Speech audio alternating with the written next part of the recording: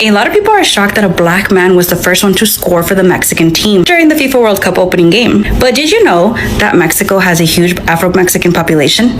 If you ever thought you were a minority, just watch the World Cup. It don't matter what team you watch, you finna watch black excellence. Because apparently, we're the global majority. Okay, I was watching Switzerland. I said, how'd they get all those black players? They didn't even colonize anybody. That's just where the colonizer parked their money. But then I watched Qatar get washed by Canada. Most of Canada's team was black. I know I ain't the only one. I said, how many people did Harriet Tubman take up there? But then I looked again, and half of Qatar's team was black. Apparently gold ain't the only thing that the UAE and Qatar are taking from Sudan. Too much? Sorry, there are a lot of Afro-Qataris there because of the East African slave trade from the 17th to the 19th centuries. And black people, we are no longer referring to ourselves as minorities. I've been to most continents on this planet, and we are on every corner of the earth. There is nothing minor about black people. White people are the only group of people who will label you the aggressor because you refuse to let them disrespect you. Not black people, you are universal people. You're not just black in America. The whole planet is black. It's 4 billion, 400 million original people. It's only 400 million Caucasians on the entire planet. One of the biggest tools the white supremacists use to control the general population is jealousy. Not just fear of minorities, but fear of minorities being more successful than you as a white person. The ironic part is racist people who are sitting down and supporting the USA team in the World Cup are basically supporting black excellence because black people are dominating the World Cup in European teams, in American teams, all over the world. There's black players everywhere. You love black people. White conservatives are terrified of POC outnumbering us. And I truly believe this is the motivation behind a lot of hateful policies in the US. If you haven't heard of the Great Replacement Theory, it is that over time, if enough black and brown immigrants come to the US, as well as white people having children with POC, then over time, POC will outnumber white people. We outnumber you a minimum of 11 to 1. That's the reality. But you think that you are a majority because you've convinced yourself of your white supremacy.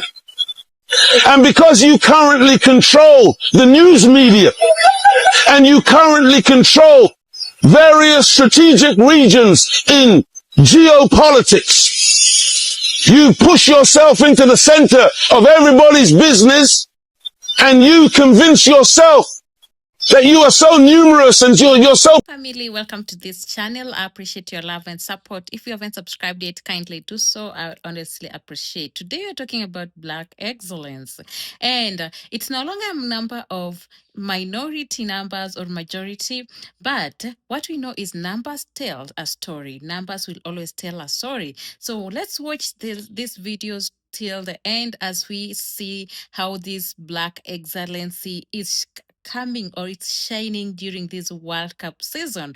And let me know which team you honestly believe is gonna win and take the cup home during this World Cup season. So about that, watch till the end. I'll come back with my honest 2 cents. Comment down there below what you think about this topic. If you haven't subscribed yet, kindly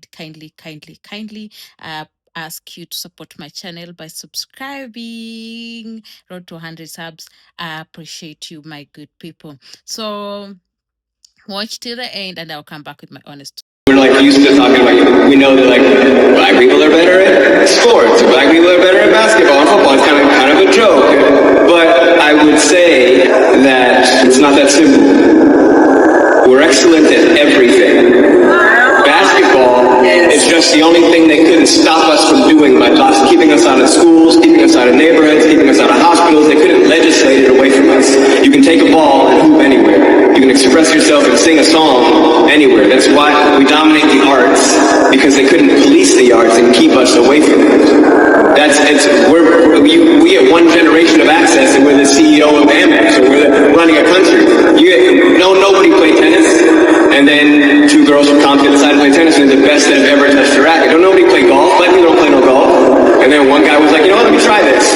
Best that has ever touched on the planet. So it's just access.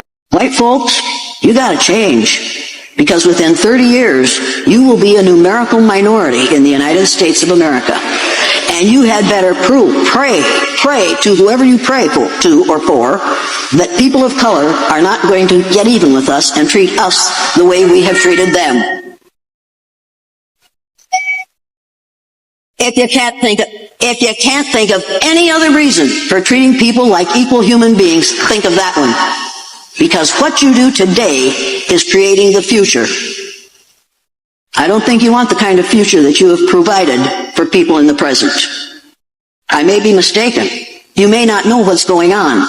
You know what's going on. And if I asked you, if every white person in this room who wants to be treated the way we have treated people of color in this country, if you'd like to be treated that way, all you white folks, if you want that for the rest of your life, please stand. Did you understand the directions? If you're white, and you think blacks have got it so good in this country, and you want to be treated the way they have been for the rest of your life, just stand up. You know why you aren't standing. You know it's ugly, and you know it's happening, and you know you don't want it to happen to you. So I want to know why you're so willing to allow it for others in this post-racial society. Yo, I swear, watching the World Cup is like watching live action colonialism. For example, the France-Senegal team yesterday had black people from the continent playing black people from the diaspora. And that's not a coincidence. Like, a lot of people on the French team are descendants of people from former French colonies. And then people on the Senegal team are African players who spend the rest of the year playing in European clubs. Meaning that both teams were produced by the same colonial history, just by different routes. One through migration from the colonies into France, and the other from the movement of African talent into European soccer. So even though the talent on both sides is coming from Africa and its diaspora, all of the wealth, the money, the powerful leagues, they're all still concentrated in Europe. That's why watching these games, deadass feels like a hands-on history lesson, because the colonial relationship never disappeared. It just reorganized itself, and we can see this shit play out on the field. Right, racists, let's talk. I'm just gonna come out and say it. A majority of white people wish that they were black. They wish that they had the ability to create or invent. They wish that they had the ability to wear a variety of hairstyles. They wish that they had the ability to dance. They wish that they had original fashion. They wish that their style was memorable. They wish that they were able to turn heads in public. They wish that they could spend more than 2 hours in the sun. They wish to be desired. They wish that they could smell as good as black people. They wish that they were as superior as black people. They wished that they were as athletic as black people. Even wished that they were indigenous and could be gifted an entire planet from the Most High. They wished that they could excel at music and the arts. They wished that they could be scholars like black people. They wished that they were as intelligent as black people. They wished that they could even cook like black people. They even wished that they could look as cool as black people do in their cars, which explains why they have the windows rolled down to all fucking times. And the real big one, they really wish that they could age as gracefully. I love that he clocked his people's tea. I love to see white people that are actually honest. I really do. And I always tell y'all that love and hate lives on the same spectrum. They love you so much that they start to hate you. All that superiority, it's really inferiority in reverse. Why? If you are so tired of people, because now they're trying to co-opt and colonize black fatigue, right? If you're so tired of people, why are you always in our comment sections? Why are you always watching everything that we're doing? If I don't like somebody and I'm afraid for my life, I'm not going to walk up to them and try to engage with them in any type of way. I'm going to walk the other way. It's not fair. It's not fatigue. It's obsession. It's admiration. It's love. It's jealousy, envy. For those who actually operate that way. And then when you look in the comment sections, there was some white people saying this is true. This is facts. Facts on facts on facts. I mean, why do you think movies like Get Out was created? Get Out. Y'all remember Get Out? Ciao. Anyways, Fred Love is the Brooklyn Way. What y'all think? Do y'all agree with what this Caucasian man had to say? The truth shall be revealed. Ooh, and this is why they're trying to destiny swap so bad. Because they literally want to be us. They want to be the ones that was oppressed. They want to be the ones that's experiencing racism. They want to be the ones that, you know, is on the opposite side of history. But we know who they are. We know the truth. Anyways, bye. The numbers. So here's what they were. The biggest city in the United States then and now is New York City. New York City in 1950 was 90% white. 71 million New Yorkers out of 7.9 million were white. Chicago in 1950 was 86% white. Philadelphia, over 80%. Los Angeles, 94% white. 94% white. That's almost an ethno-state, actually, at that point. Detroit, Michigan, home of Ford, GM, and Chrysler, 84% white. Baltimore, steel and shipping capital of the mid-Atlantic. 76% white. That was 1950. You know people who were alive in 1950. Maybe you were. Here are the numbers today. Baltimore, 27% white. Detroit, about 10% white, down from 84. Los Angeles, again, 94%, about 37% white now. Philadelphia, 36%. Chicago, less than 30%. And New York City, again, the biggest city in the country, is now around 30% white, down from 90% in 1950. Well, since we're talking about numbers, Tucker, here's some numbers for you. Before Columbus arrived in 1492, America was 100% Native American Indian. Today, they're less than 3%. I don't know if it's just me, but there's hella black people in the World Cup this year. Like, we've always made the joke that the France national team is all black, but I'm looking at all these other teams and half of these teams are all black as well. Whether it be obviously black teams like the African teams like Congo and Senegal, but I'm also looking at Canada, half of them are black. Looking at Switzerland, all of them are black. Looking at the U.S. top scorer right now, Balogun. You think his name is Balogun? That's Balogun.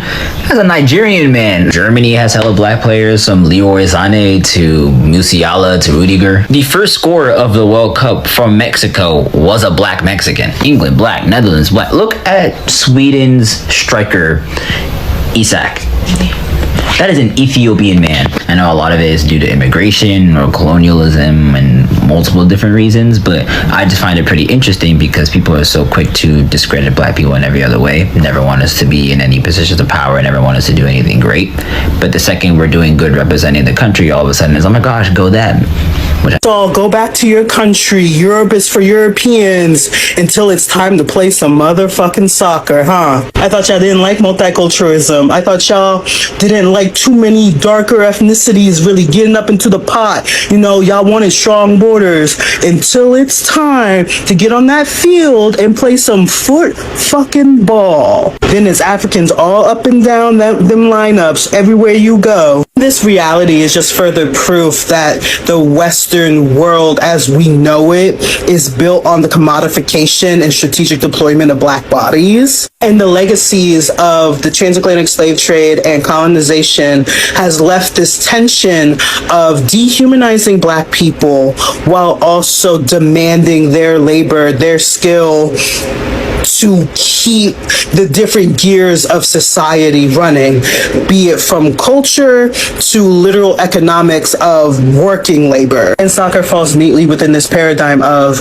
we can use the black body for our advantage, but we will still do very little to support or care for or affirm the humanity of those same black bodies. Because nationality is politically constructed and socially understood, you will have the same players that everyone's cheering on when they're winning, have the same people try to revoke citizen status or a right to claim a nation because they lost. National heroes when you win, racial slurs when you lose. But I will say on the other hand that soccer, the World Cup, what it's supposed to be, this idea of like this sport that's very low barrier to entry, all you need is a ball, pick up and play. You could do that anywhere you are across the world. Regardless of nationality, ethnicity, race, you can play soccer with everyone. And through sports, we can see and recognize one another's shared humanities as we work towards a common goal. Borders are fake anyway, but I guess what I'm saying is just remember who y'all called when the World Cup came knocking. A lot of people are shocked that a black man was the first one to score for the Mexican team during the FIFA World Cup opening game. But did you know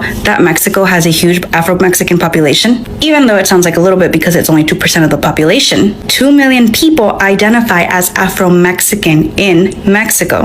And that doesn't include the people that have African ancestry like myself who are mixed with African, European, and Native American. That 2% of the population are those who have slight to none mix with European or Native American. And one of the biggest misunderstandings is that a lot of people tend to think that there's a population of Afro-Mexicans in Mexico because of the enslaved Africans that fled to the south from the United States. And if you've been following me for a while, I'd like to speak up on the transatlantic slave trade that happened between 1500 to 1800. A lot of people think that the transatlantic slave trade was only in the United States, which is what we were taught in school. But the transatlantic slave trade actually happened in Mexico. And Mexico, when it was Nueva España, had the third highest population of enslaved Africans in the world, Brazil and the Caribbean being the top two. Now, we have a lot of racists that are trying to not claim Quiñones, who is the soccer player who scored for Mexico on the opening game. And that's because he was born in Colombia and became a Mexican national. But in Mexico, we have a saying, El Mexicano nace donde quiere.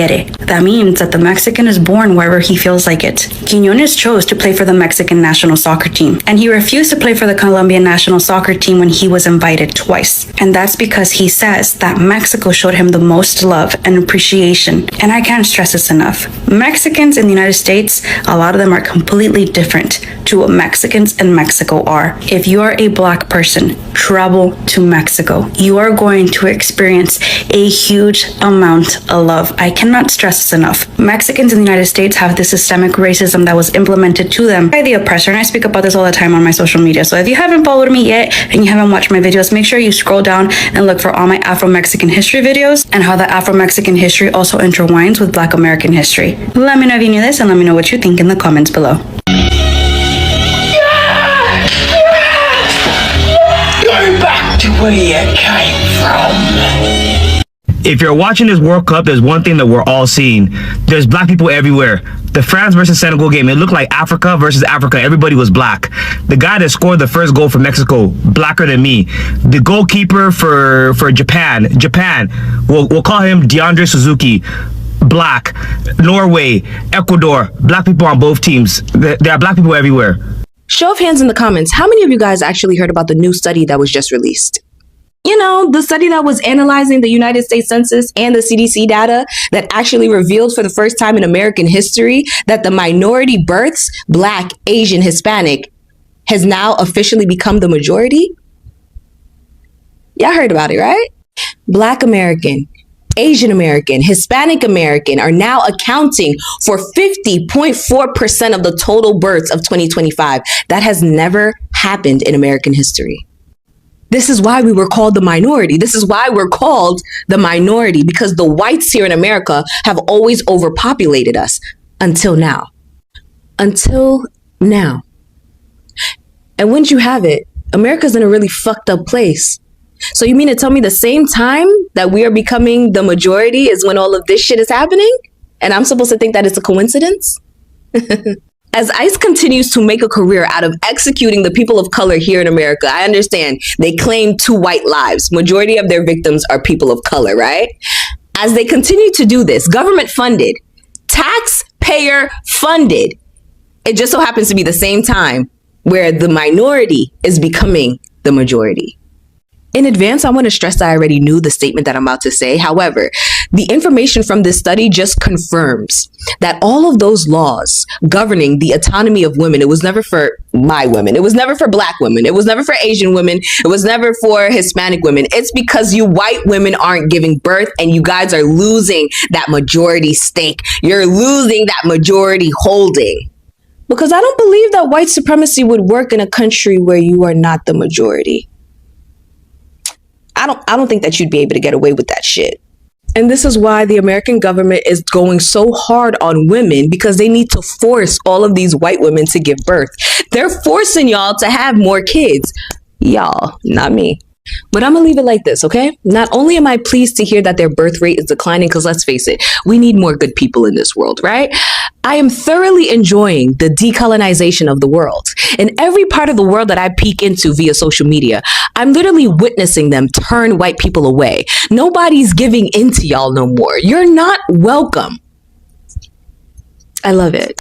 The white population has taken a massive decline. Before I say the ignorant shit that I'm about to say, that I probably shouldn't say, but I'm gonna say it anyway. One, I need you to turn off your cognitive dissonance and implicit bias and just go with me. Barring outside factors that clear as day could affect fertility, white people don't procreate with each other well. John and Sarah might fall in love and get engaged and get married, but they might never have a child together.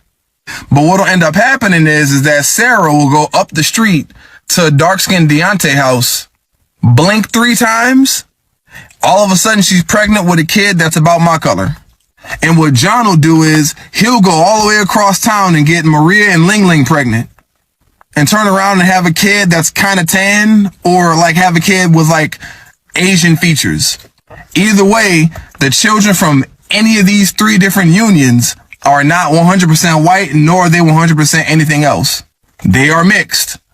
I have reason to believe that's like that because black people are like almost 20% of this country's population, and we breed a lot. And then you have all these Hispanic people who are coming up right behind us, and they breed more than we do. On top of all the other immigrants from other parts of the world coming right here and have been coming here in mass, since the mid-2000s? It's seeming like a sort of ethno and cultural shift in the country that no one's really talking about. But again, I don't know, and I could be tripping. Family, for watching till this end. If you haven't subscribed yet, kindly do so. I will honestly appreciate the love and support. Yes, now the topic, we have watched the videos and how the minority, the majority, what do you think about it? So this has proved that Black excellency in global demographics, using this 2026 FIFA World Cup as a focal point to show that history, migration, and social shift analyzation themes. So what we got out from the videos that we have watched, one thing that I've maybe figured out or learned from this is global representation in sports. And we have seen the high visibility of Black players across diverse nation teams in the World Cup. And they're doing great, guys. They're performing well, good. And this has shown a reflection of historical migration, colonialism, and the global African diaspora working great, like it's growing in a good way. So the challenging demographics as well. The Black and the POC population represent a global majority. That's where the majority comes, rather than a minority. And this shows the shift in population statistics within the United States. Right now, the Black community or the Black people community or the Black Americans, Black people numbers are growing, and it's maybe bringing a shift in the population in USA, United States of America. So, talking about critique of system issues, the Black talent in sports and entertainment, while marginalizing communities, it also shows or touches on political tensions, which shows birth rates and the great replacement theory. And talking about the replacement theory, guys, something that we'll discuss more in the next topic. Economic ownership and legacy, a central theme in the importance. It shows the importance of moving beyond more visibility. True power comes from ownership, guys. True power comes from ownership. And this comes in examples such as owning stadiums, media networks, and businesses to ensure generational wealth and influence. So what do we get? What's the final message that we get from all this? Beyond the performance of the pitch, which we have seen, this video will urge us for the necessity of building sustainability, independence, community structures. It also encourages viewers to view success not just through viral moments or sports trophies, but through the creation of better schools, businesses, and health communities for future generations. So guys, let me know your honest 2 cents about all this, about the video you have just watched. If you haven't subscribed yet, kindly do so. I will honestly appreciate. Support this girl to hit 1K subscribers. So guys, catch me on the next one, and I love you all.